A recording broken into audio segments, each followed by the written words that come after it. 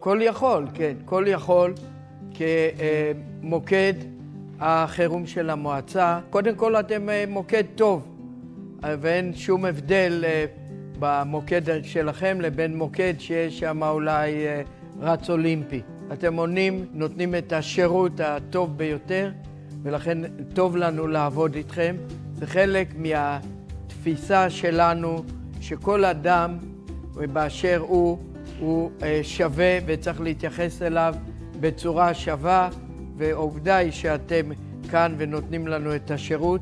יש לנו עוד כמה נושאים שאנחנו לוקחים אנשים שקשה להם בתחומים מסוימים ונותנים להם לעבוד אצלנו ודברים מהסוג הזה, מתוך באמת כוונה לעזור, לסייע ולראות כל אחד כשווה לנו בכל הנושאים.